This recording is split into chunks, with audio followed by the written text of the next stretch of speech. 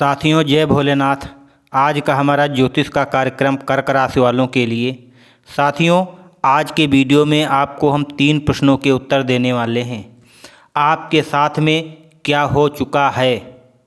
Number जो दूसरा प्रश्न है, आपके साथ में क्या हो रहा है इस समय।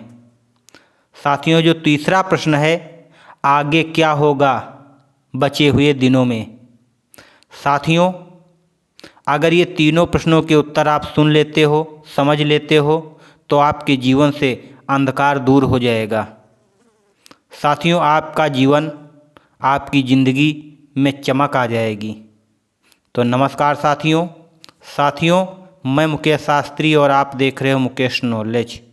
साथियों, अगर भोले बाबा से सच्चा प्रेम करते हो तो चैनल को सब्सक्राइब कर देना। अगर पवन पुत्र हनुमान जी से सच्चा प्रेम करते हो तो उनके प्रभु श्री राम का कमेंट बॉक्स में नाम जरूर लिख देना। साथियों, चलिए आपको हम बताता हूँ।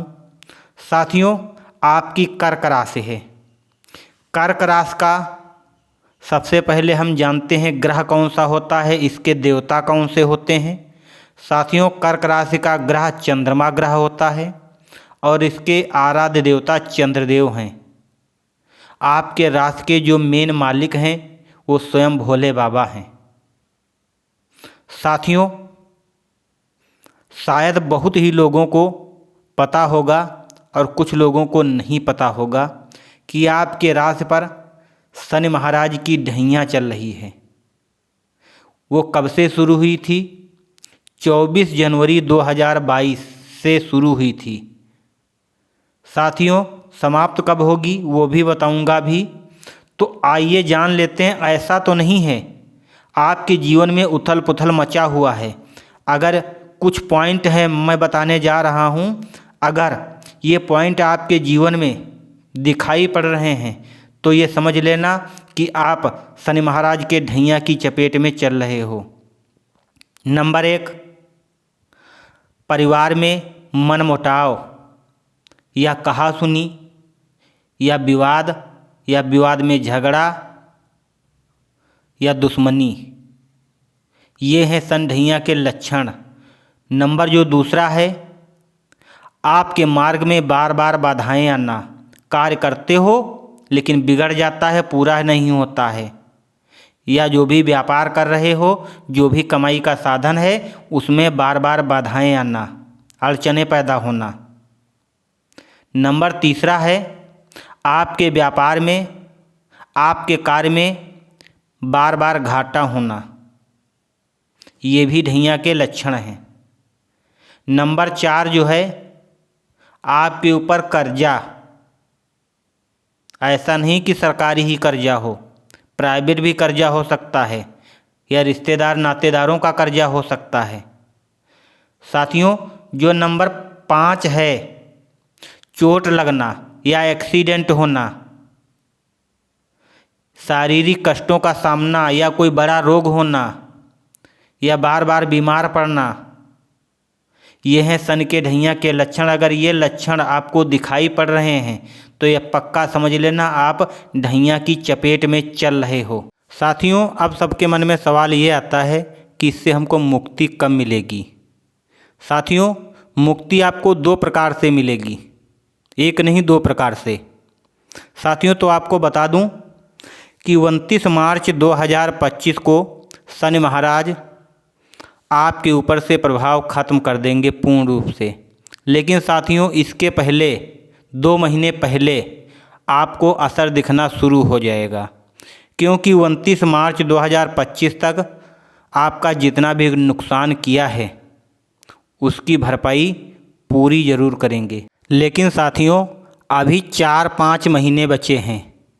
तो साथियों, इन 4-5 महीनों में आपके साथ में कुछ भी घटनाएं हो सकती हैं, या फिर इन 4-5 महीनों में आपका बिजनेस बर्बाद हो सकता है या फिर आपका करियर बर्बाद हो सकता है। साथियों, इससे बचने के लिए आपको हम 2 उपाय बताऊंगा, दोनों अचूक हैं। अगर ये उपाय कर लेते हो सप्ताह में 1 बार, तो साथियों भविष्य में आपको शनि महाराज कभी परेशान नहीं करेंगे। लेकिन साथियों, एक नज़र हम डाल लेते हैं सितंबर के महीने का राशिफल क्या कहती है ग्रहों की चाल। साथियों, बात करें पारिवारिक जीवन की तो सितंबर का महीना आपके लिए बहुत अच्छा रहने वाला है, क्योंकि आपके परिवार भाव में सूर्य महाराज बैठे हैं, साथ में शुक्र महाराज भी बैठे हैं। परिवार के सदस्य आपके बात को सम्मान करेंगे और परिवार के सदस्य प्रसन्न रहेंगे और आपके परिवार में मेहमानों का आना जाना लगा रहेगा। परिवार के सदस्य आपसे प्रसन्न होंगे, आपको यश मिलेगा। माह के दूसरे सप्ताह से माता का स्वास्थ्य अच्छा नहीं रहेगा। 23 सितंबर से आपका पारिवारिक जीवन उत्तम रहेगा और सभी सदस्य एक दूसरे का सहयोग करेंगे। अब हम जान लेते हैं व्यापार तथा नौकरी। साथियों, व्यापार में आपको ये महीना संभालना पड़ेगा। शनि अष्टम भाव में, सूर्य की दृष्टि शनि पर है और शनि की दृष्टि सूर्य पर है। टैक्स से संबंधित लेन देन और क्लियर रखें, अन्यथा आपका नुकसान हो सकता है, घाटा हो सकता है। जैसा हमने पहले भी बताया था, आपके ऊपर ढैया के लक्षण हैं। साथियों, संबंधित विवाद कोर्ट में चल रहा है तो उसमें संभल कर रहने की ज़रूरत है, अन्यथा और भी आप समस्या में पड़ सकते हो। साथियों, हमने पहले भी सचेत किया था आपको, बिजनेस में निवेश नहीं करें। व्यापार को अनुकूल करने के लिए अपने ग्राहक के साथ में व्यवहार अच्छा रखें, ठीक रखें और नौकरी करने वाले काम में ईमानदारी रखें, लेकिन कार्य को लेकर के दौड़ धूप बनी रहेगी और अधिकारी का सम्मान मिलेगा। साथियों, अब हम जान लेते हैं कैरियर शिक्षा। विद्यार्थियों के लिए ये महीना उत्तम रहने वाला है। स्कूल तथा कॉलेज में पढ़ने वाले विद्यार्थियों को पढ़ाई में मन नहीं लगेगा, उनका सोशल मीडिया पर ध्यान ज़्यादा जाएगा। साथियों, लेकिन आप अगर मेहनत करते हो तो आप उन्नत करोगे। साथ में ही आपके जो कैरियर के स्वामी हैं गुरु बृहस्पति लाभ भाव में विराजमान हैं। इस समय अधिकारी से आपको मान सम्मान मिलेगा और सरकारी क्षेत्र में कार्य करने वाले प्रसन्न रहेंगे और निजी क्षेत्र में काम करने वाले अधिकारी से मान सम्मान मिलेगा। साथियों, अब हम जान लेते हैं प्रेम जीवन। प्रेम संबंध आपका मिला जुला रहेगा, क्योंकि पंचम भाव के स्वामी द्वादश भाव में विराजमान है। प्रेमी के साथ कुछ दिन के लिए आप दूर हो सकते हो, ये भी ढैया के लक्षण हैं। साथियों, साथ में ही या फिर प्रेमी बाहर जा सकती है और प्रेम संबंध में एक दूसरे पर पूरा विश्वास बनेगा। साथियों, गुरु बृहस्पति की दृष्टि पंचम भाव पर है और प्रेम विवाह हो सकता है जिनका विवाह अभी तक नहीं हुआ है और विवाहित जीवन में तनाव बना हुआ है वो भी दूर होगा। ये भी ढैया के लक्षण हैं जिनका तनाव बना हुआ है। दोनों का आपसी तालमेल बढ़ जाएगा और आप प्रसन्न रहेंगे। साथियों, आपके लिए लकी नंबर है 6, लकी कलर है सफ़ेद। साथियों, अब आपको जो उपाय बताने जा रहा हूँ बहुत ध्यान से समझना। अगर सोमवार पड़े, जिस दिन सोमवार पड़े तो संध्या काल में चावल का दान करें, आपके लिए बहुत अच्छा है। साथियों, जो दूसरा उपाय है उस उपाय को ध्यान से समझना।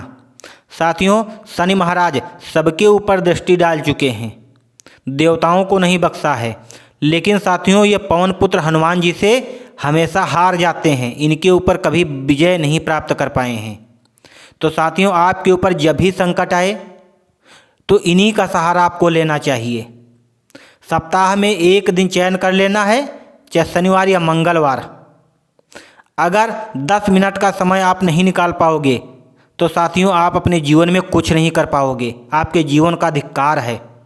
साथियों, अगर कहीं पास पड़ोस में मंदिर है तो वहाँ कर सकते हो, अगर मंदिर नहीं है तो अपने घर में जो पूजा स्थल है वहाँ पर कर लो। एक नाम बता रहा हूँ, वो नाम ध्यान से समझना और नोट कर लेना। ओम ओम ओम 3 बार ओम, फिर रामदूताय नमः। ये हनुमान जी का और उनके प्रभु श्री राम जी का सम्मिलित नाम है। और आप सभी लोग जानते हो हनुमान जी अपने नाम से प्रसन्न कभी नहीं होते हैं। जहाँ पर उनके प्रभु श्री राम का नाम लिया जाता है वहीं जगह पर वो जाते हैं और उन्हीं लोगों पर अपनी दया दृष्टि फैलाते हैं। तो साथियों, हनुमान जी को प्रसन्न करना है तो इस मंत्र का जाप आपको करना पड़ेगा। ओम रामदूताय नमः, ओम ओम ओम रामदूताय नमः, 3 बार ओम रामदूताय नमः। साथियों, ये वीडियो कैसा लगा आपको? अगर अच्छा लगा हो हनुमान जी से प्रेम करते हो तो अपने 2-3 दोस्तों को शेयर जरूर कर देना। साथियों, इससे हमारा हौसला भी और बढ़ेगा और वीडियो बनाने में हमारा मन भी लगेगा। तो साथियों, इसी के साथ में जय श्री राम, जय भोलेनाथ। मिलता हूँ आपको हम अगले वीडियो में। तब तक के लिए जय हिंद, जय वंदे मातरम।